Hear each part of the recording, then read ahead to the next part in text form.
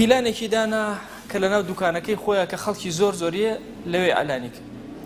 خەڵکێکی زۆر و سەریان گرتو بۆ ئەوەی شمشێری لێ بکڕن. ئەویش هەر لەبەر خۆیەوەی و ئینە ئەمڕەهو لەعەجەب، بەخوا شتێکی سەیرە، ئەو ئیشەی ئەو پیاوە هێنایەتی شتێکی زۆر عەجایبە. تەنەوە تۆ تەواوی تۆ باس چیەکەی؟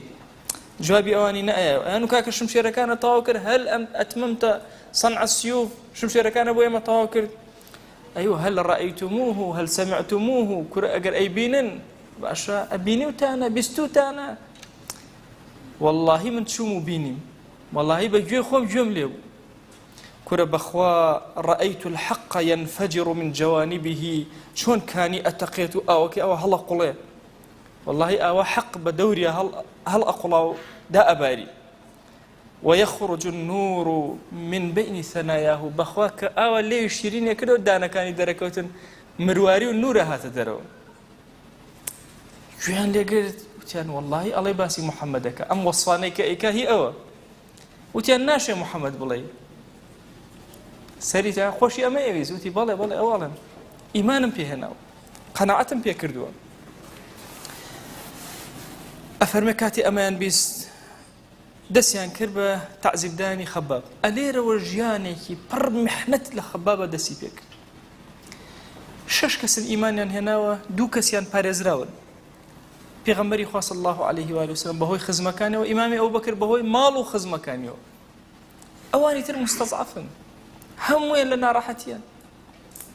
یەکێک لەوانەی زۆرترین ناڕەحەتی چەشتووە لەناو ئەم ئوممەتە بریتێ لە خەبابی کوڕی ئەرەت کە ئیمامی عومەر ئەفەرمێ کەسم نەبینیوە بەڵاکەی وەکو بەڵای خەباب بێ، ئەوەندە گەورە بێ، ئەوەندە ناڕەحەت کرا بێ. ئەفەرمێ هاتن موشریکین کۆبوونەوە وتیان چی بکەین، چۆن ئازاری بدەین؟ دەستیان کرد بە ئازاردانی. یەکەم کەس چون شکاتیان لێ کرد بوو لای ئەنمار، وتیانەوە عەبدەکەت ئاوایە و بەوەشەوە ناوەسێ قسە بۆ خەڵکەکە لە دوکانەکە. ئەنمار بەخۆی و یەک کۆمەڵ غوڵامەوە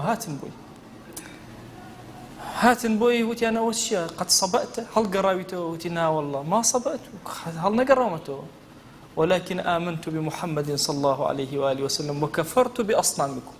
إيمانم هنا أبو محمد وكأفر بهم الصنم مكاني إيوه. أفرمي لي دانيكي زور باشيان كرد وتيان إسوازه هنا. هل صايا وأخوي تكانوا عينا وتي آمنت بمحمد صلى الله عليه وآله وسلم وكفرت بأصنامكم.